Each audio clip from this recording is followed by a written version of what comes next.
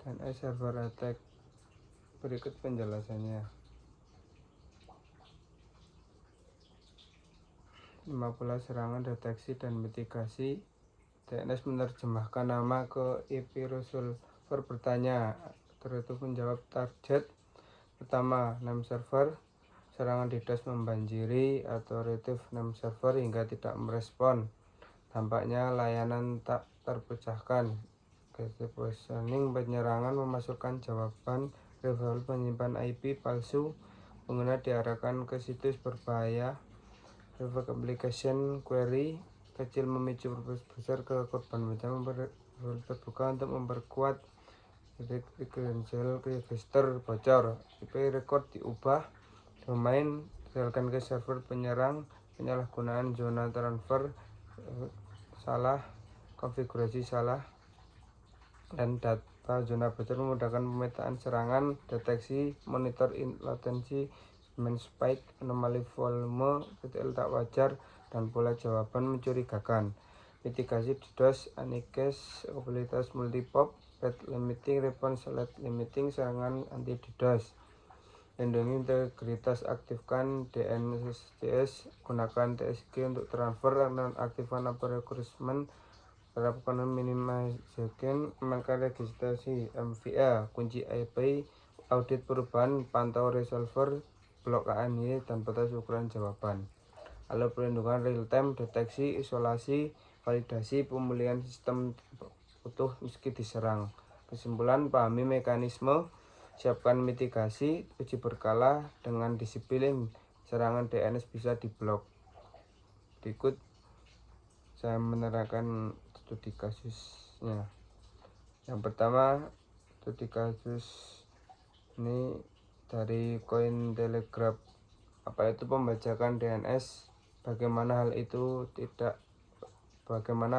menyebabkan situs web Curve Finance tidak dapat diakses. Memahami pembajakan DNS Curve Finance. Pada tanggal 12 Mei 2025, peretasan membajak sistem nama domain DNS milik Curve Finance. Setelah berhasil mengakses registrasi, mereka mulai mengarahkan penggunanya ke situs web berbahaya, berupaya menguras dompet mereka. Ini adalah serangan kedua terhadap infrastruktur Curve Finance dalam seminggu. Pengguna diarahkan ke situs web yang merupakan umpan tidak berfungsi yang dirancang hanya untuk menipu pengguna akan memberi tanda tangan dompet. Peretasan tersebut tidak menembus kontrak pintar protokol dan terbatas pada lapisan DNS. DNS adalah komponen penting internet yang berfungsi seperti buku telepon.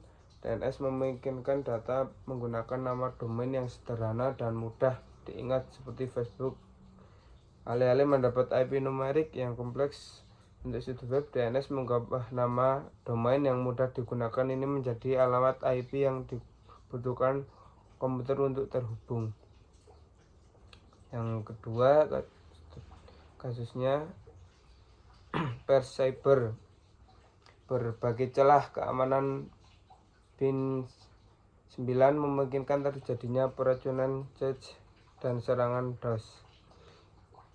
Internet System Consortium atau ISC telah mengungkapkan 3 kerentanan kritis pada PIN 9, perangkat lunak DNS yang paling banyak digunakan di dunia yang menimbulkan risiko signifikan bagi infrastruktur DNS di seluruh dunia.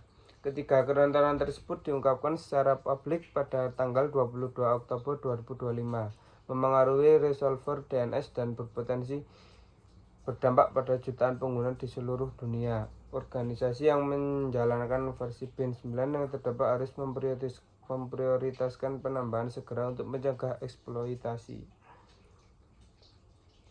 Berikut ancaman kritis terhadap infrastruktur DNS. DNS berfungsi sebagai infrastruktur dasar untuk fungsionalitas internet, sehingga kerentanan ini sangat mengkhawatirkan bagi jaringan perusahaan, penyedia layanan internet, dan siapapun yang bergantung pada resolusi nama domain yang akurat. Berikut analisis kerentanannya. Demikian video presentasi dari saya, kurang lebihnya mohon maaf. Assalamualaikum warahmatullahi wabarakatuh.